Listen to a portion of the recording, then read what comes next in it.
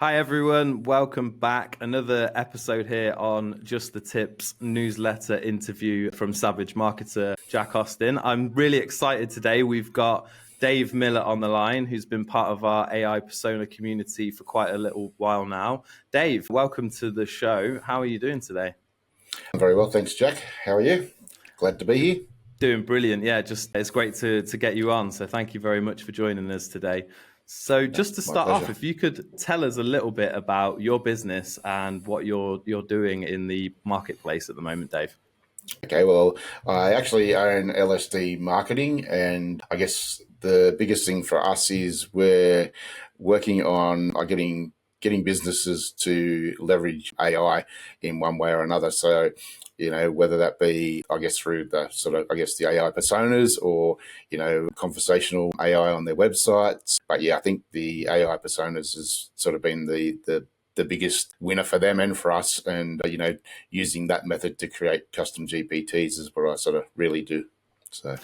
I think the power of those custom GPTs is absolutely insane as well, right? I mean, the Yeah. difference it makes from when we had base AI and where ChatGPT came from 3.5, which was already impressive. The difference of what we can do with these custom GPTs now is just insane.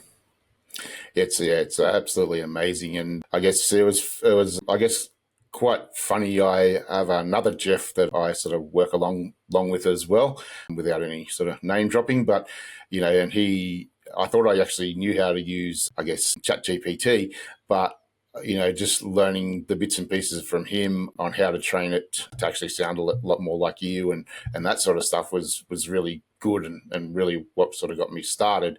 And the ironic thing is that we had Jeff J. Hunter on as a guest for a masterclass, and once I sort of seen the AI persona method and what he was doing, I just thought, well, man, I've got to be involved. It's making such a difference, and then that's led me to, I guess, use his AI persona method to create awesome custom GPTs, which have just been so valuable to people. So it's been great. Nice. So that's from the course and the material itself. And how do you feel about the community and the kind of vibe that we've got in the Facebook community for the AI persona?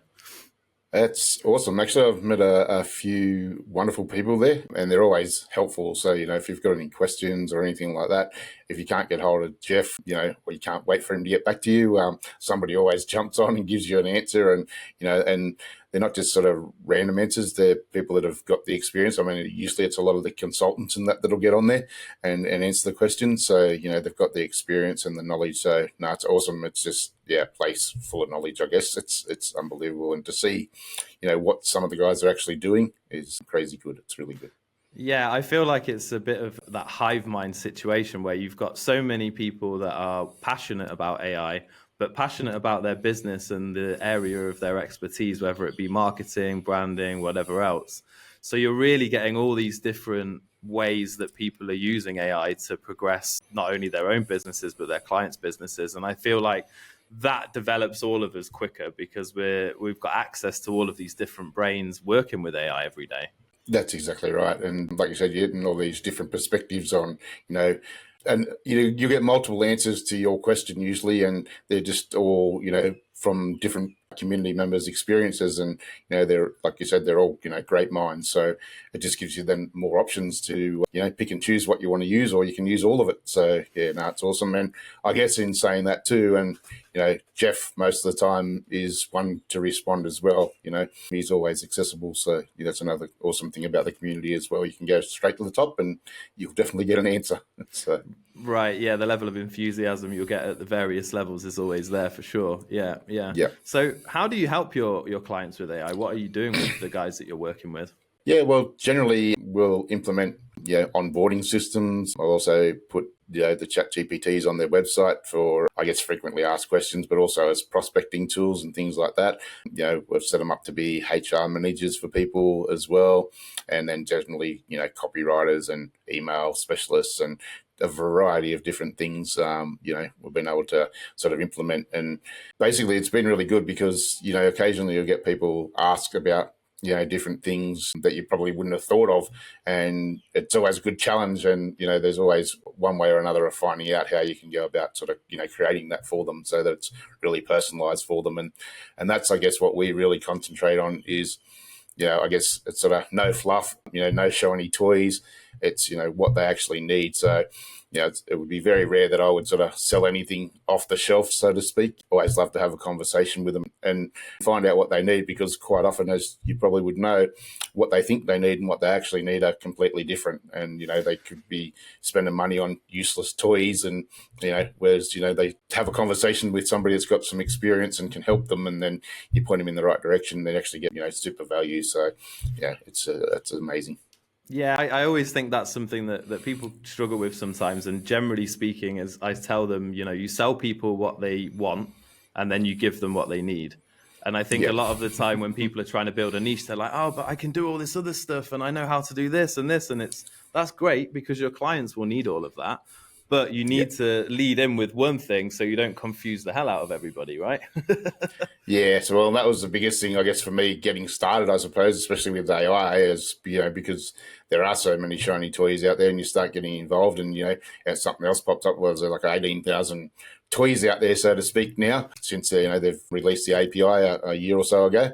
And it's quite easily to get caught up, with grabbing this and grabbing that, and 99% of them do the same thing, and 99% of them are probably pretty useless. And that was one thing good about actually jumping into the AI persona method and actually learning how to build them properly, and they're efficient and effective and giving the results that the clients need. Yeah, that's just been an incredible sort of leap forward for us. We're not sort of all over the place. We've been able to focus on, like you said, I can offer 100 services, but we generally focus on having that conversation first and finding out what the actual client needs, and then we develop it from there. So yeah, that it makes total sense. I have to say, one of the GPT ideas that I got from one of the guys in the group was to make a GPT that builds GPTs. And I've got one of them. that's pretty cool, right? Because then you've got the same awesome layout every time, and it doesn't get more meta than having an AI that's building you AIs.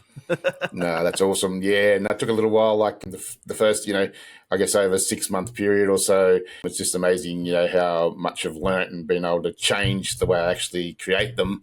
And then once I sort of got to a point where I thought, yep, this is, I guess, the bee's knees for me at the moment. Same thing, I created a custom GPT to create the custom GPTs, and then it just makes life so much easier. Yeah, that's it. Now we need a custom GPT that does the client calls and then makes the custom GPT for the custom GPTs. But I don't think we'll get there quite yet. Not yet. Yeah, not quite yet. So, what's your biggest win in terms of working with clients? Like, where's there been a time where you've really someone's been blown away? You've made a huge difference to their businesses. What really stands out to you as a huge win as part of your operation? Yep. Well, I guess pretty much every time I service a client and just see the look on their faces, like a kid in a candy store, and they actually see what the results are. So that's a win all the time. But I guess probably one is from a sort of a colleague of mine who does a lot of copywriting for websites and funnels and stuff like that. I remember, it was about 10 o'clock one night. She was a little bit stuck and she was trying to get something done. And I was having a bit of a chat to her about it. And I said, send me some information, whatever information you've got, send it to me, because I've got a GPT that's going to, blow you away.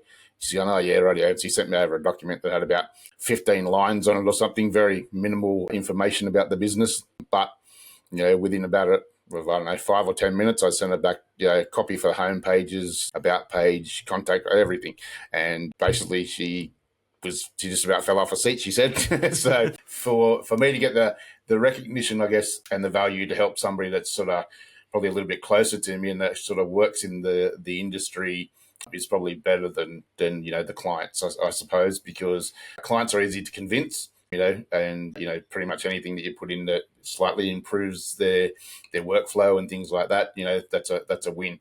Whereas somebody that's a little bit more harder taskmaster, I suppose, that's going to look at it and go, yeah, well, I write this copy all the time. It's, that's garbage or whatever. And for them to turn around and say, well, wow, I'm blown away. How'd you do that? it was, that was probably the best win for me in a long time. So that was, and fortunately and unfortunately, it was an unpaid job. It was a love job, but it still got the results for a friend. So it was good to see. Yeah, and I think the key there is like what you've said. So my history and background is copywriting and content writing, and I Yep. see a lot of AI content that I don't think is particularly good, littered with sort of your elevates, your embraces, your boosts, all of these things that you see all over. Some good words that have actually been ruined by AI, in my opinion, but still, you start to see it. So if you've given it to a copywriter and they look at it and say, wow, this is on point, this is usable, it just shows you how good you can get AI to be if you're prompting it in the right way and you're making sure it's not being this base level AI garbage that we see all over the place, right?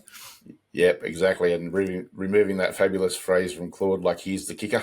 Gotta love that one. It's a dead set giveaway. But I guess that's probably been the beauty of joining the AI persona method, is learning all those little tips and tricks and things like that just make your GPT stand out, or your personas stand out. Gets rid of the garbage, gets rid of the fluff, and it just gets them talking on point if you give them the right information. And they're the sort of things we learn, obviously. And that's just been, I guess, mind blowing in what you can actually do and achieve with them, how fast it can happen just by having that information. And I guess, as Jeff always says, I guess, prompts are good, but I think data's king still. So give them the right data, and then if you improve it by providing them with really good prompts, then it's gold. So yeah, that's right. It's like that the holy trinity of AI, basically, in keeping those three things together, for sure. So how do you see the future with business and AI? What do you think is going to happen over the next few years? Well, I think there's a lot more. Well, they're jumping leaps and bounds with the voice AI at the moment. So I guess that's going to be a big thing where a lot more of that's interaction than we're picking up the phone and that sort of stuff. And I guess that cold outreach and all that sort of thing. But I think with Elon Musk with his robots, it's probably going to be the biggest thing that sort of comes to the forefront. And it's just going to be interesting to see, whether it ends up like in the movies, or, whether we are smart enough to control them enough to make them as beneficial as I know they can be for us. And, that's the problem, I suppose, is a lot of people are scared of AI and, are worried about what it's going to do, and, it's going to take their jobs and all these sort of things. But, if we embrace the technology that's here and that's coming, then it's just going to benefit us. I think it's going to make the whole world a better place with with a bit of luck. And it would be actually good to see if we can get some of these people who are at the top, helping a lot of these underprivileged countries, get access to things, or maybe send robots over there once they're up and running properly, and maybe help them with housing, or things like that. Some of these more underprivileged countries would be a really good thing to see. And there's potential there for us to use it wisely, and I guess there's always that potential not to, I guess. And I guess that's where we're going to sort of find that balance. So yeah, this is true, and AI may very well decide that it's going to fix that balance itself at some point if we don't. So may well. That's true. But that's definitely a whole podcast in itself for another day. So thank you. Yep. So before we finish, Dave, if people would like to get in contact with you, if they want to talk to you about solutions that you're offering in your business, where's the best place for them to find you? And we'll put some links in underneath, but if you can just give us an idea of where to follow you. Yep. Obviously, my website, lsdmarketing.com.au, my Facebook, which is either Dave Miller or LSD Marketing. They'll get that in both. Also, I've got a LinkedIn profile, Twitter profile, Instagram profile, like everyone. So basically on the social media platforms, really, that's probably the best place, or my website. So yeah. Awesome. Well, I'll make sure I put those links in underneath. But I just wanted to say thank you very much for coming today and sharing all of that, because it's really helpful for everyone to hear what we're doing and what we're achieving in the group. So thank you, Dave. I appreciate you coming on. No, well, thank you. I was actually, I was grateful to get the privilege to come on and have a bit of a chat about it. I'm always telling people, like so many of the other students and that do too, you're always telling people about it. So I guess, now I can get out to a wider audience, and they'll hear it. A lot more people will hear it. So it's just been amazing, the community and the actual program, just how far I've sort of grown since I've come from starting to where I am now, and having the confidence and knowing that you're actually, able to do it, I suppose, and you're not putting out garbage, you're actually putting out high quality, products. That's probably been one of the biggest things as well for me. So thank you very much for having us. No, you're most welcome. You're most welcome. Okay, cool. Thank you, Dave. No worries. You have an awesome afternoon. You too, mate.